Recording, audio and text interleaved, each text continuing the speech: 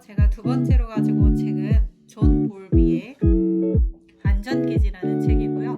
김수임, 강예리, 강민철 님들이 번역을 해주셨습니다.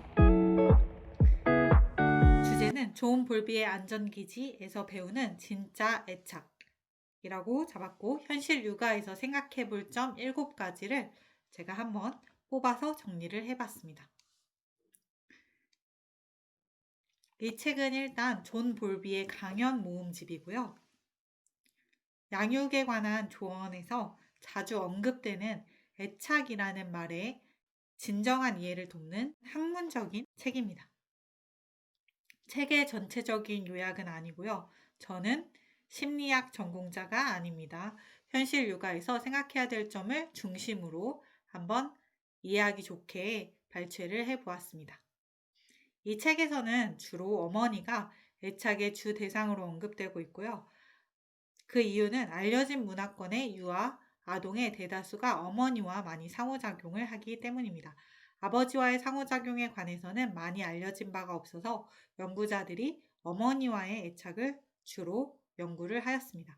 그리고 이 책이 1988년도에 저술된 책이라는 것을 참고해서 읽으면 좋을 것 같습니다. 첫 번째로 생각해 볼 점으로 제가 뽑은 것은 출생 직후 어머니와 아이 사이의 애착입니다.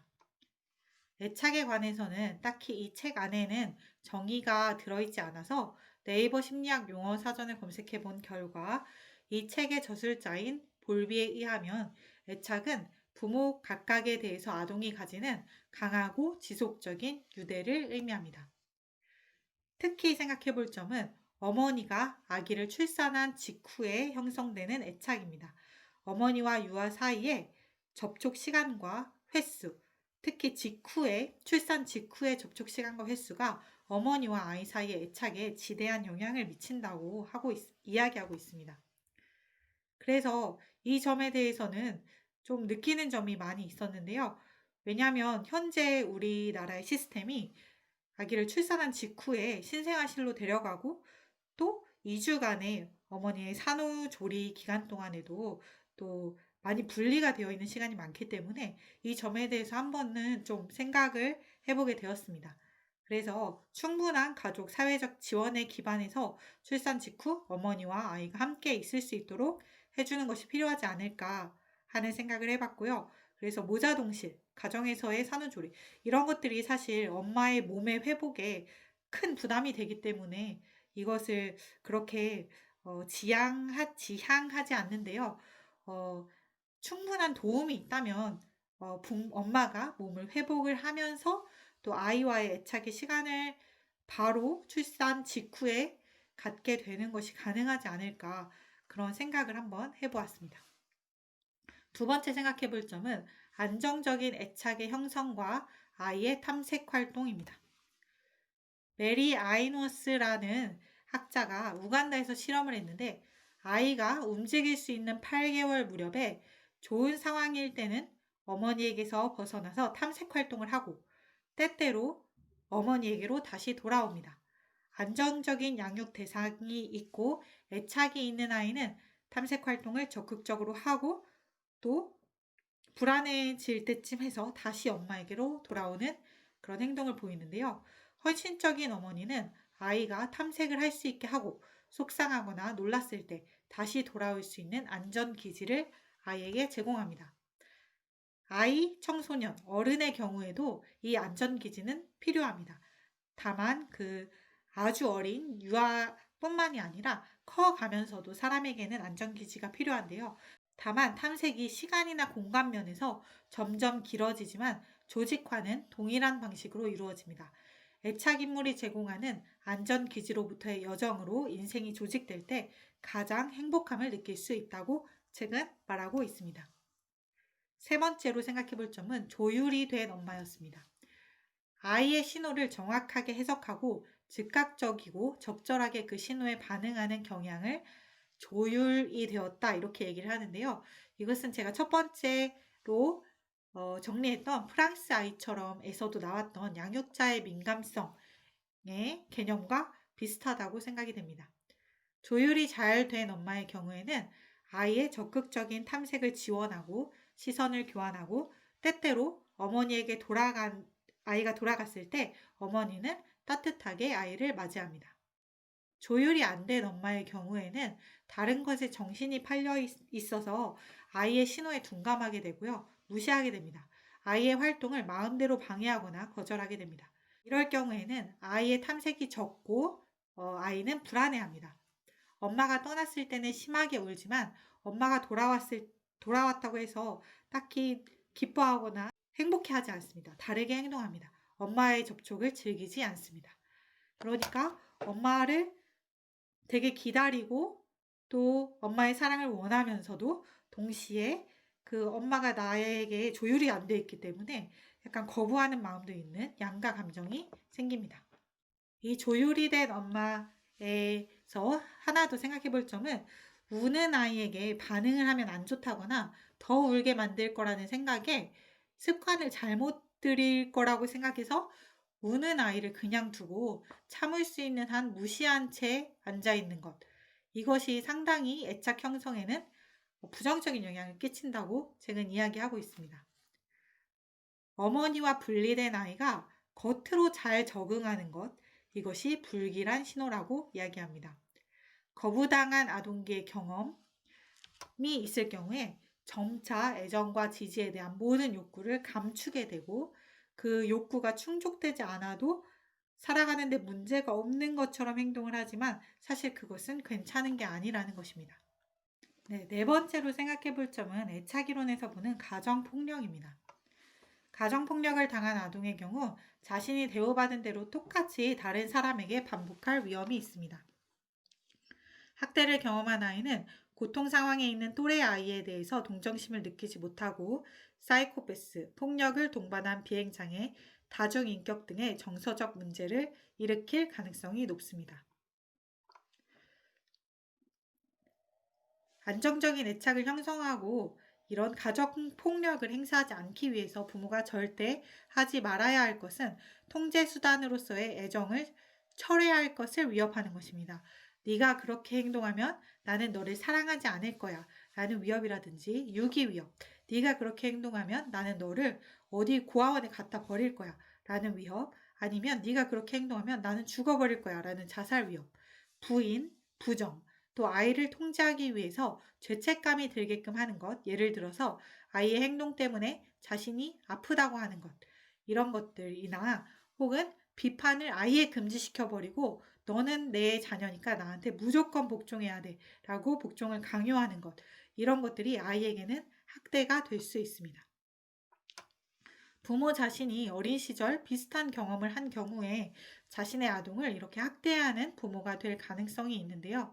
부모가 이 고리를 벗어나기 위해서는 자신의 그런 안 좋은 경험에 대한 충분한 사유가 필요하고요. 받아들이려고 애쓰고 재처리하는 과정이 반드시 필요합니다.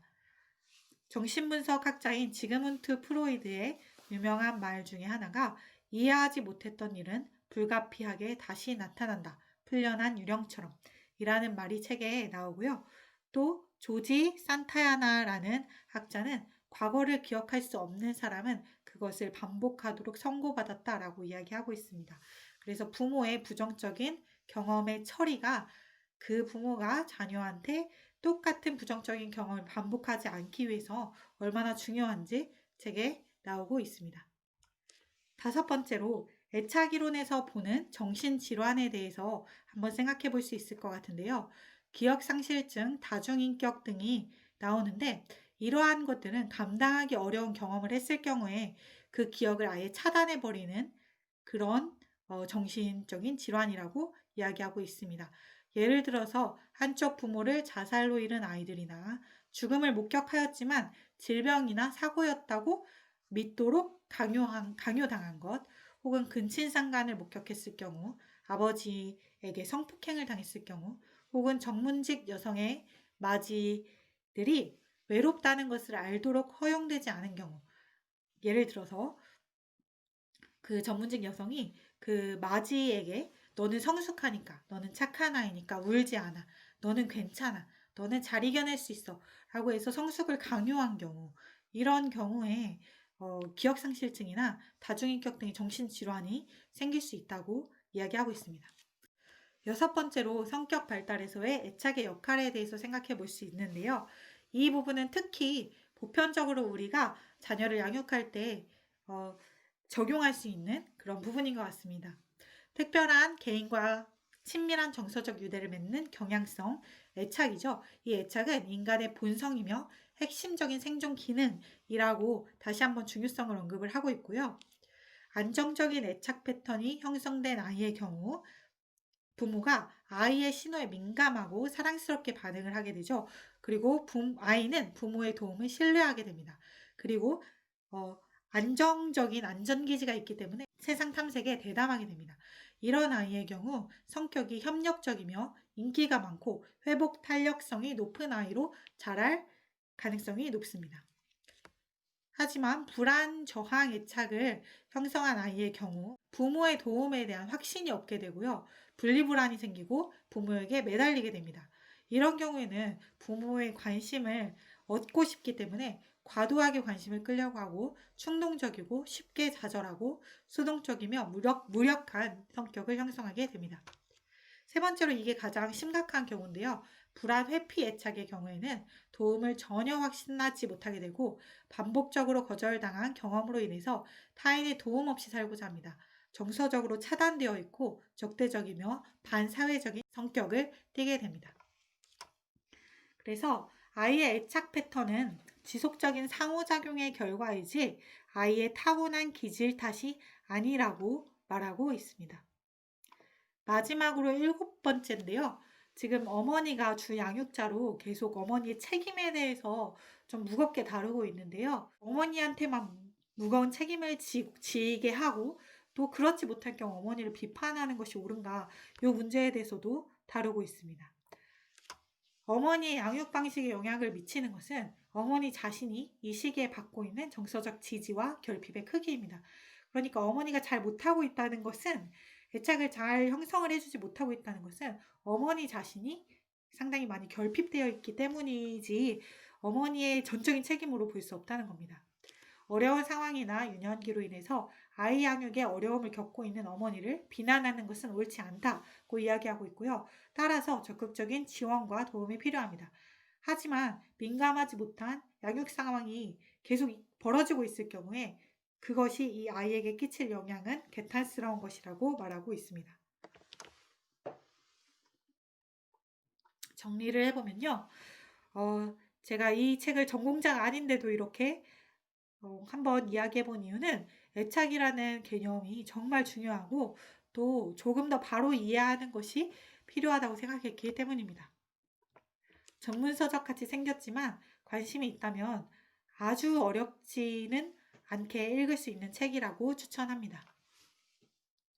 특히 제가 관심을 가지고 봤던 부분은 아이의 탐색을 돕는 부모의 역할, 안전기지를 제공하는 것, 또 건강한 아이의 성격 발달과 탐색 활동을 위해서 내가 엄마로서, 부모로서 아이에게 해줄 수 있는 충분한 정서적 지지, 이런 것들에 대해서 좀 집중적으로 생각을 해보는 계기가 됐고요. 그리고 또 그런 양육자들을 위해서, 그런 양육자가 되도록 돕기 위해서 가족과 사회가 충분한 정서적인 혹은 제도적인 지지를 해주어야 하겠다라는 생각을 해보면서 정리를 마무리하도록 하겠습니다. 그러면 두 번째 책은 여기서 마치도록 하겠습니다.